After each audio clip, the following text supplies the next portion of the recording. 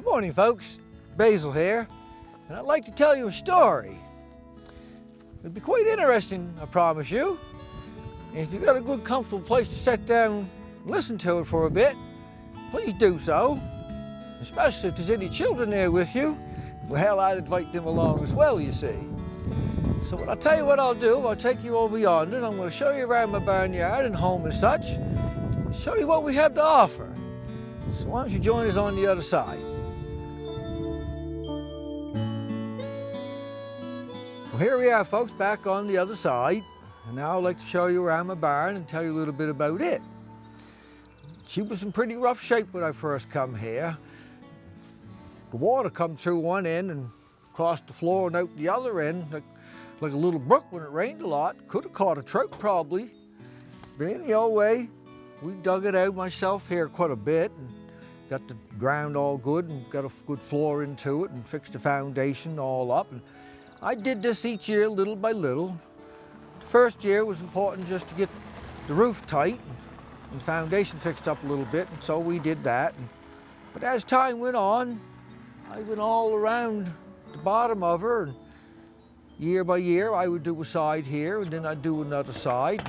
And over time I got it done, and it's very, very well good solid barn now for horses. And you see in the beginning it was just a cattle barn in the old days, so it didn't have a whole lot of height.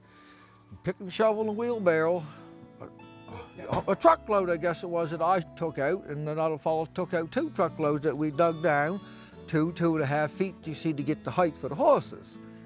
Did a wonderful job.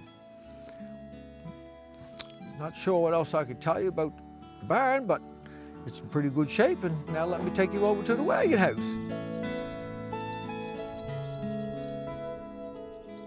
Hello again, folks, and here we are at the Wagon House. And I'd like to tell you a little about this project. First of all, this piece of land here kind of set down on a hole. I told a fellow he ought to bring some shale in here and build it up so it's level with the barnyard. I didn't know it was going to take $5,000 worth, but oh well, the barn's level now with the Wagon House. But anyway, we have a good foundation into her. But the nice thing about this one is, you see, well, if I had $1 for every time I swung one of them hitting the wedge to knock a tree down, well, I'd probably have a bit of money today, I suppose. You just see, I spent many winters in the woods logging during the winter time, and then that is really one of my true passions, I guess, where I get peace and all that kind of stuff there.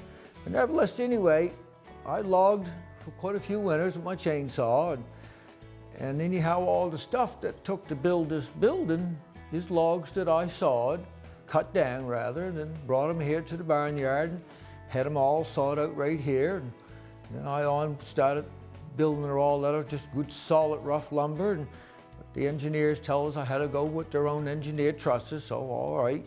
But she's fully boarded up the walls all the way across the roof, solid 1-inch rough boards, good premium spruce, of course. And when the building inspector come and looked at it and how we did it the old-fashioned way, he kind of chuckled, wonder why we made it so strong. And I thought we were just going to code. And no, we said, gosh, you could drive a school bus across this and it wouldn't move. Well, that made me feel good. So this building here will be here for a long, long time to come. 24 by 40. I got a pellet stove there to heat it with in the winter time, but it needs to be upgraded. But other than that, it's a great spot to many possibilities. So folks, this here is just a short walk back behind our property. If you want to take a walk about, this here is the view you'd see. It's a pretty amazing spot. I can tell you folks, if you want to watch sunsets, well, bring yourself a chair at evenings, because they don't get much prettier than this one, I think. I'm sure there's a lot just as. But anyhow, it's quite relaxing and you don't have to far to go. So that's one view.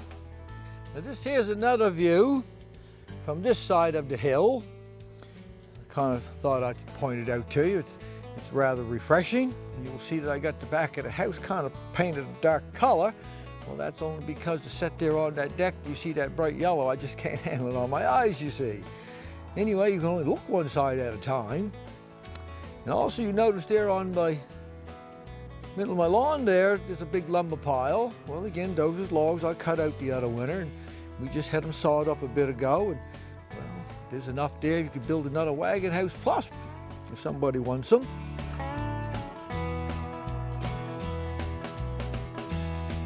Well, folks, adding the canopy, boy, I can tell you that was a wonderful thing too. Not only keep the sun off you, but the rain as well. And here's where I'd set evenings, folks, and you can watch the sunset go down on over. And it's a very nice, quiet place to be. So come on inside, let me show you around. Well, welcome here to my home. I like to collect some of the local artwork around town as well. This one here I picked up not so long ago. I called it Checkerboard Ernie. Maybe I'll get to tell you the story about that sometime. Anyhow, this is the living room, and it's got quite a nice little spot here, lots of room. It's heated with a wood pellet stove, and well, that needs a little bit of fine tuning. Or you could just simply replace it. It's not a big deal, but it's able to keep the whole house warm for the whole winter.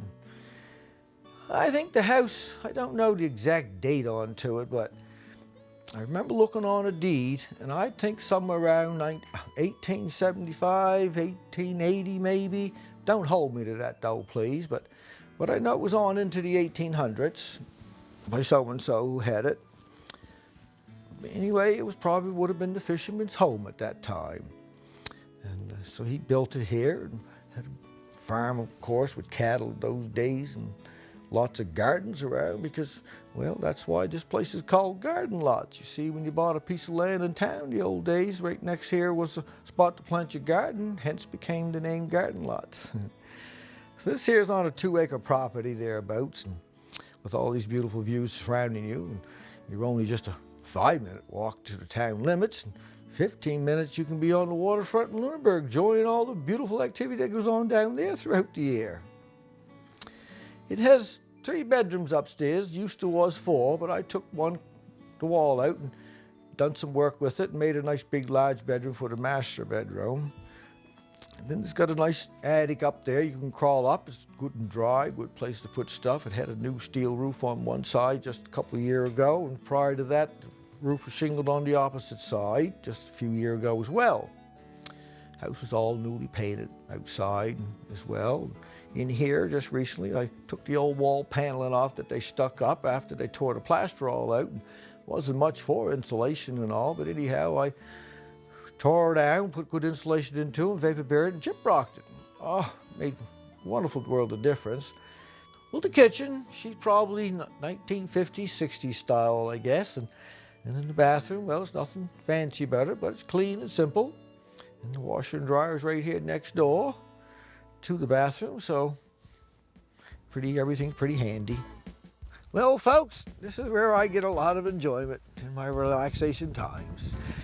Here enjoying watching my wonderful vegetable garden grow. I forgot to mention that, you know, we also have a hospital right here in town, as well as a wonderful school, and we're only just 1,000 feet outside the town limits, living in this wonderful country setting. So if you're interested in something like this type of living, why don't you just give us a call.